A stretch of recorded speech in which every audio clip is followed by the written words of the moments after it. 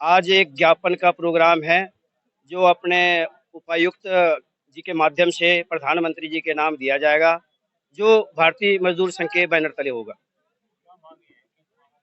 मांग तो हमारा मुख्य मांग जो है, जैसे कि ईएसआई की फैसिलिटी है। ईएसआई की फैसिलिटी जो अभी मिल रहा है वो 21,000 से कम वाले कर्मचारी को मिल रहा है, तो उसका जो दायरा है वो 21,000 से 42,000 किया जाए। दूसरा डिमांड है हमारा ईपीएफ का। ईपीएफ जो है अभी 15,000 पे सभी कर्मचारी का कट रहा है 12%, तो उसका भी दायरा बढ़ाना चाहिए, 15,000 से 30,000 हो। अगला जो डिमांड है वो है ईपीएस 95 के अंतर्गत न्यूनतम पेंशन जो है 1,000 से बढ़ाकर उसको 7,500 रुपए किया जाए। अगला जो है उससे, जैसे कि भारत के संविधान में जो अनुच्छेद है 14, 15, 16 और 21 की मूल भावना के अनुसार स्कीम वर्कर और ठेका श्रमिक को अस्थायी किया जाए। तो ये मांगे हैं सर। हम रोडवेज की तरफ से है, हरियाणा राज्य परिवहन कर्मचारी संघ, उसका मैं प्रदेश उपाध्यक्ष हूँ। नाम समय सिंह है।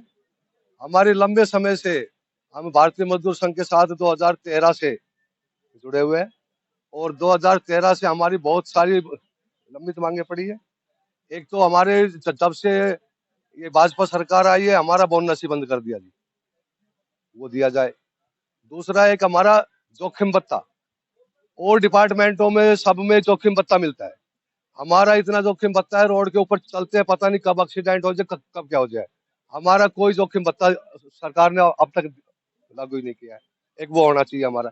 एक हमारी जो ट्रांसफर पॉलिसी जो बनाई है, वो ट्रांसफर पॉलिसी के में इतनी खामियां है बहुत ज्यादा। उसमें सरकार को आपत्ति नहीं होनी चाहिए कि म्यूचुअल एक दूसरे के बदले में हो सके, ये होना चाहिए। और हमारे 2016 में लगे चालक, वो अभी तक कच्चे हैं, वो पक्के भाई किए जाए।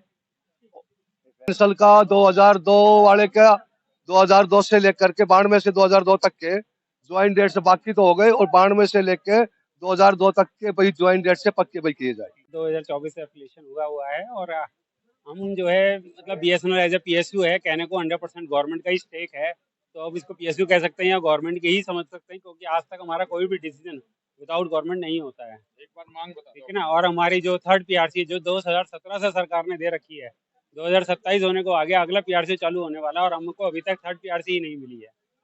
हमारे को बीएसएनएल से रिक्रूट हुए किसी का कोई भी पेंशन का कोई प्रोविजन ही नहीं है।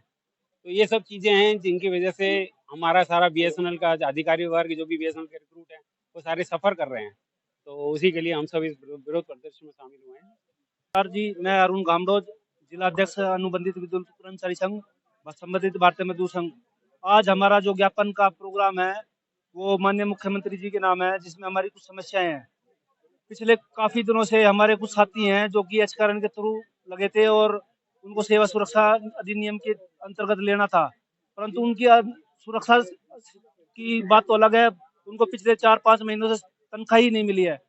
ये सरकार को सोचना चाहिए, गरीब मजदूर आदमी 4-4 महीने कैसे अपने परिवार का पालन पोषण करेगा। दूसरी मांग ये है कि हमारे कुछ साथी हैं जिनको 31 जनवरी 2026 तक, अभी तक उनको 5 साल हो गए, परंतु उनको भी सुरक्षा एक्ट में नहीं लिया गया है। तीसरी मांग हमारी है जिसमें कि हमारे कुछ हमारे जैसे कि हमारा बिजली बोर्ड है, इसमें हमारा काम रिस्क का है होता है, परंतु जोखिम भत्ता आज तक हमें नहीं मिला, जबकि कई डिपार्टमेंट में जोखिम भत्ता दिया जा रहा है। और भी कुछ समस्याएं हैं जिसमें एक हमारे data entry operator JE LDC हैं, जिनका पिछले 4-5 साल से वेतन नहीं दिया गया है। इसके लिए आज हम मुख्यमंत्री जी को के नाम ज्ञापन देने के लिए डीसी ऑफिस जा रहे हैं। मैं सतबीर सिंह, ऑटो प्रधान ट्रेड यूनियन से। हमारी पहली मांग तो ये है जी, ऑटो कोई भी गुड़गांव में ऑटो स्टैंड नहीं है। जगह जगह हम खड़े होते हैं, वहां से भी पुलिस वाले हमें भगा देते हैं। हमारा 6, 7, 8 फरवरी को भारतीय मजदूर संघ का जो अखिल भारतीय अधिवेशन था पूरी उड़ीसा में संपन्न हुआ था। उस अधिवेशन में कुछ प्रस्ताव पास किए गए थे और उसमें ये भी प्रस्ताव पास किया गया था कि जो ये प्रस्ताव पास किए गए हैं सरकार को भेजने के लिए, प्रत्येक जिले पर पूरे देश में लगभग 700 जिलों में आज कार्यक्रम हो रहा है ये प्रदर्शन का, और डीसी के माध्यम से माननीय प्रधानमंत्री और माननीय श्रम मंत्री को हम ज्ञापन देने जा रहे हैं।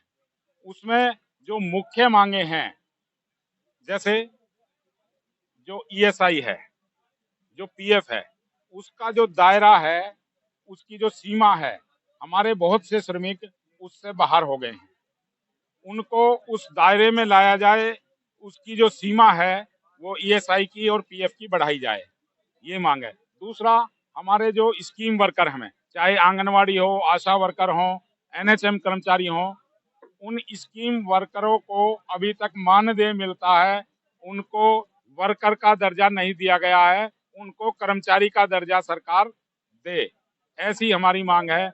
जो लेबर लॉज हैं, लेबर लॉज सब जगह लागू नहीं हो रहे हैं। जो श्रम कानून बनाए हैं, जो कोड बनाए हैं, 4 कोड, 2 कोड पे हमारी सहमति थी, 2 कोड, उसमें एक आईआर कोड और एक जो हमारा safety health and working condition, occupational safety health and working condition, ये जो 2 कोड बनाए हैं, इनमें बहुत सी कमियां थी, जिसको भारतीय मजदूर संघ ने सरकार को सुझाव दिए और माननीय मंत्री जी ने 21 नवंबर को जब ये कोड लागू किए थे तो आश्वस्त किया था भारतीय मजदूर संघ को कि जो आपको जो कमी इसमें दिखाई दे रही है, जो मजदूरों के हित में नहीं है, उसको हम पूरा करेंगे। अभी तक वो कमी जो है वो पूरी नहीं की गई है। और हमारे श्रमिक जगह जगह, अगर आज की डेट में देखें तो पूरे देश में एक माहौल बना हुआ है। चाहे हरियाणा की बात लें तो आपने देखा होगा कि यहाँ अलग अलग हाई कोर्ट के, सुप्रीम कोर्ट के जो आदेश आ रहे हैं, मैनेजमेंट उसके ऊपर बैठी हुई है, उसको लागू नहीं कर रही है। जो कच्चे कर्मचारी हैं उनको पक्का करने के लिए माननीय सुप्रीम कोर्ट का भी आदेश है कि 10 साल जिनको हो गए हैं उनको पक्का करना है। ऐसे ही हमारे जो पब्लिक सेक्टर हैं, वो पब्लिक सेक्टर अभी तक हम कमा कमा के लोग देते रहे हैं, चाहे वो बीएसएनएल हो, एमटीएनएल हो। तो आज हम भी अपनी डिमांड लेके आए हैं संबंधित भारतीय मजदूर संघ के साथ में, और भारतीय मजदूर संघ ने आगामी कार्रवाई भी की है हमारे लिए, ऐसी बात नहीं की। यहाँ तक कि सरकार के साथ में वार्ता करके मीटिंग स्थगित की थी, जिसमें विभाग ने हमारे लिए फाइल बनाई थी, लेकिन अभी तक उस पर कोई सुनवाई नहीं हुई है। वो वित्त विभाग को गई हुई है और सरकार के पास में होती हुई अभी वित्त विभाग भी सोया हुआ है।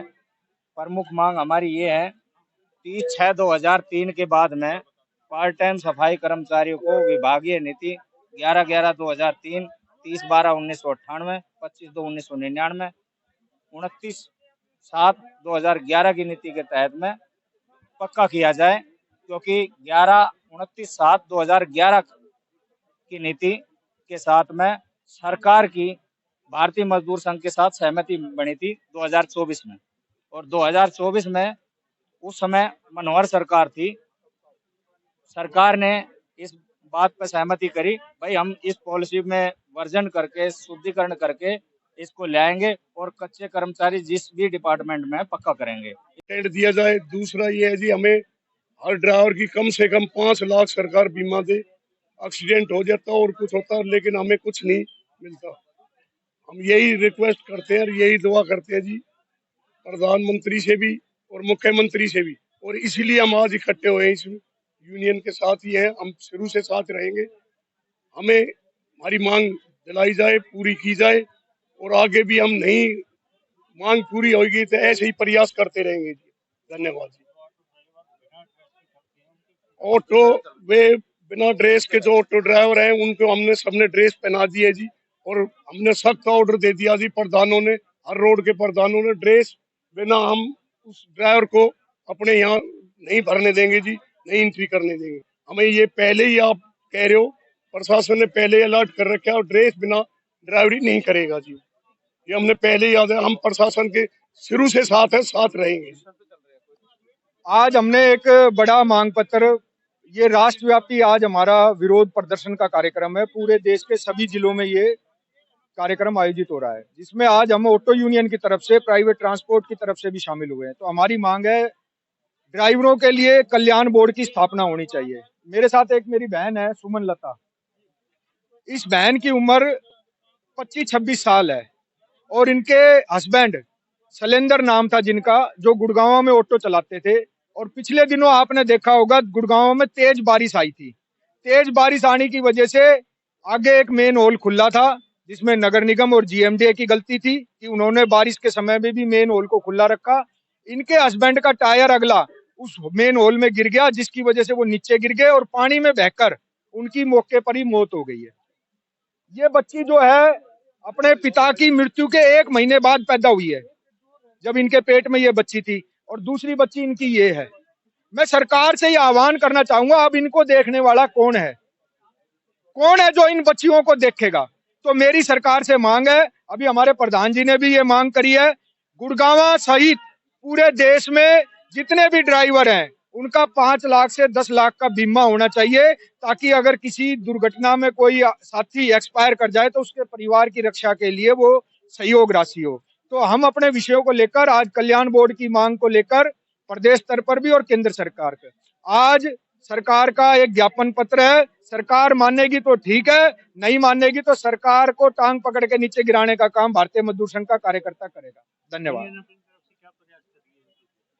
अभी हमने इनके लिए